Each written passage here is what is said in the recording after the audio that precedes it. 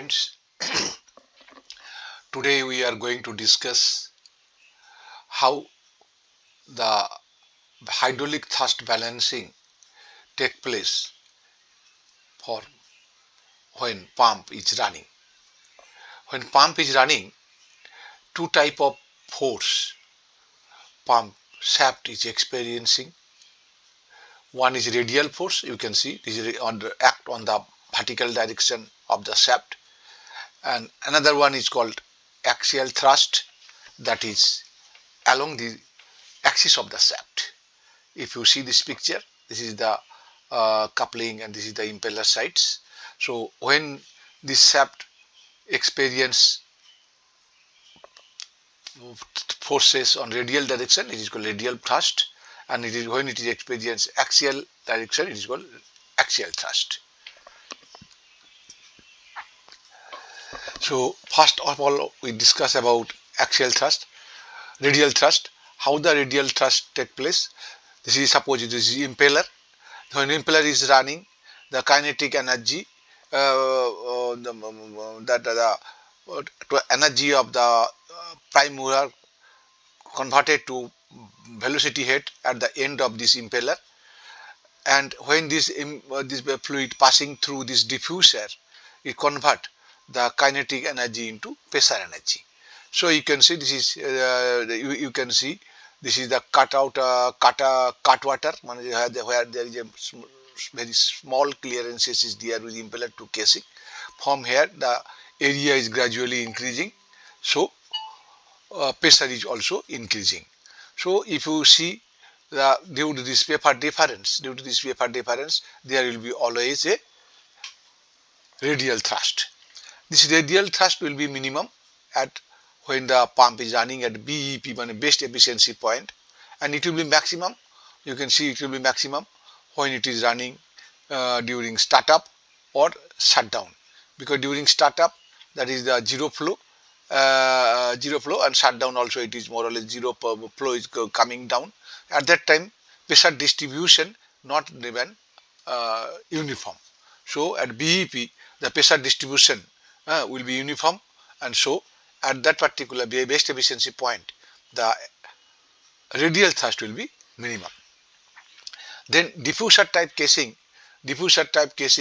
balances the radial thrust, because you say this is the impeller and these are the diffuser. So when the outlet of the impeller not directly not impinging the casing, and directly not impinging the casing, it is first it will go to after impeller it will come to the diffuser, and then from diffuser it is then volute casing. So particularly this case, liquid not directly collapse on the volute casing, and it more volute casing and balances the radial thrust, balancing the radial thrust, because some pressure energy will take place, conversion of pressure energy take place in the diffuser portion, and rest of the portion is here and the volute casing. So this will be minimum. So the radial thrust will be minimum when you are using your stationary diffuser vane. So by when we are using using volute casing, you can see this is a cut water where clearance is minimum. Here pressure is also minimum, and here up to this pressure is maximum. Here it is due to the area is more, so pressure is also maximum. What we are doing, we are providing another one volute here plate, provide another one volute plate here, so that when water will go through this, water will pass through this, again due to this diffusing action, again pressure will be increasing.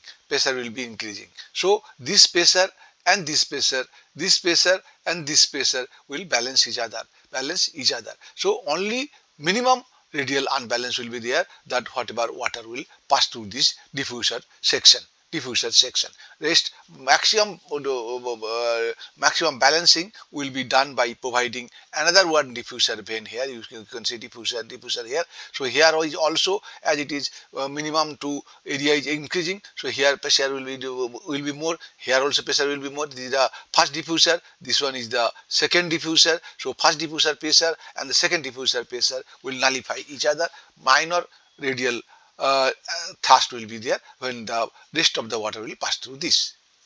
So F1 and F2, F2 is the second diffuser pressure and F1 is the first diffuser pressure, will nullify each other. You can see the graph here. That is the standard volute. Standard volute means cut water and then gradually increasing. Here you can see that during startup the unbalanced force is more, unbalanced for radial thrust is more, and at BEP point it is less, and after BEP point it is again increasing. This is a standard diffuser cut water to gradually increasing, and flow will also be somewhat turbulence. But if you are using modified concentric casing, mean shaft will be more or less center of the casing, then the turbulence will be linear and your radial thrust will also minimize, and it will be further minimized by when we are providing double volute that we have already discussed in the previous slide. This is all about the radial thrust balancing. Now we are going to discuss about the axial thrust balancing. Why axial thrust balancing is there? Because if you see, this one is the impeller, this one is the impeller, and when this is the suction side, this one is the discharge side. This is the suction side wiring ring, this is the discharge side wiring ring. So flow discharge pressure will be both these sides. It will be, so discharge pressure will be there. But after wiring ring, this is a suction pressure, and this pressure will be slightly reduced on discharge side of the impeller, and this intermediate pressure. So this pressure, intermediate pressure, will be more than the suction pressure, and the water will flow from the discharge side to the suction side. So if you this F2 and F1 will balance each other, but F0 is the intermediate pressure is more than the suction pressure. That's why there will be always axial thrust from discharge side to the suction side. So F2 plus F0 should be greater than F1 plus suction side pressure. That's why you have to always balance the impeller of a closed impeller, closed impeller which are having we have to balance the impeller. Axial balance is required. This one is the you can see from here there is no diffuser we have used. Only previously we are using simple hole. So here wiring ring is there. So from here it is discharge pressure will go to the suction. From here discharge pressure will through this hole will go to the again suction side. This pressure will be slightly more because directly going to the suction side. Here after wiring ring it is coming, so slightly less.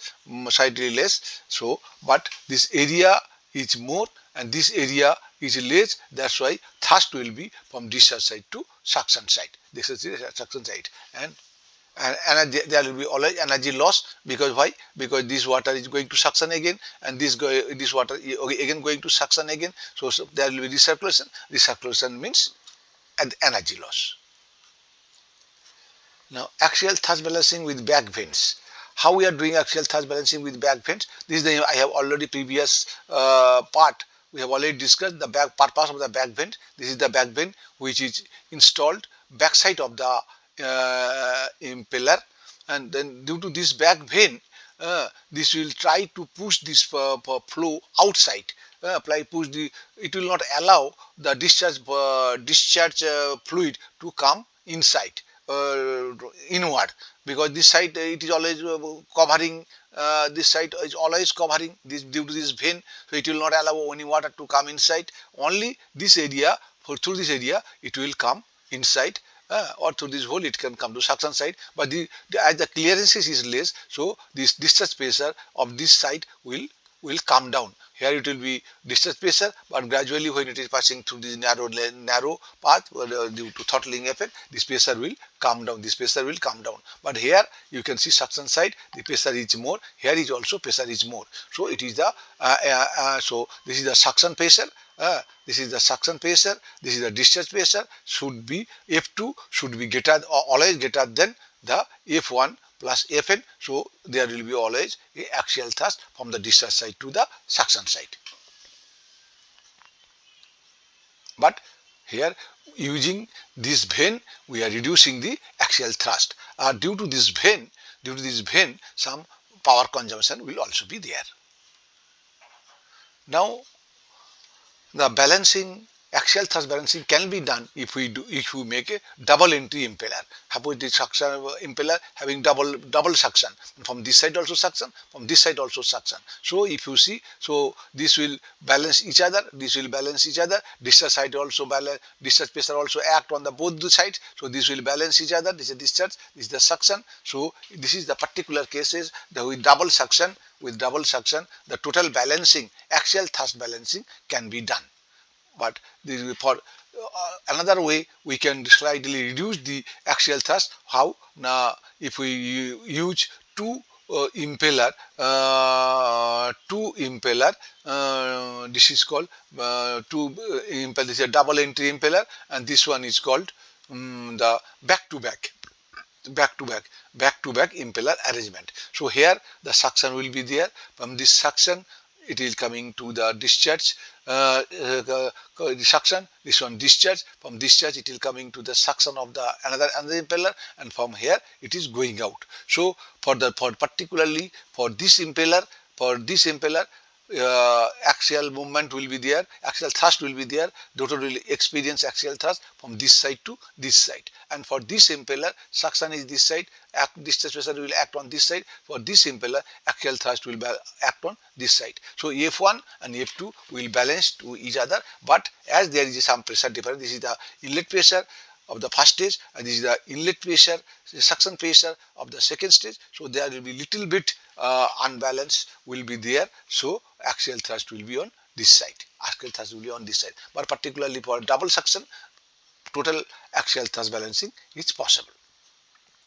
Then suppose multi-stage pump, 4-stage pump, how do you balance it? How they will suppose this is what we are doing. We are keeping this is the two opposite, two series coupled impellers, because this will go suction, this one discharge. So for this impeller, for thrust will experience on this side. For again the discharge of the first impeller will go to the suction of the second impeller and discharge from this side. So for this second impeller, thrust will be on this side. Similarly, when after discharge, this flow will go to this side. Third impeller discharge will be on the axial thrust will be on this side, and fourth impeller also axial thrust will be on this side. So both these thrusts, 1 and 2 and 3 and 4 are opposite to each other, and here we are using a bush so that minimum clearances are there. So these two tight thrust balance each other, but as this side pressure is slightly high, so total thrust net thrust will be on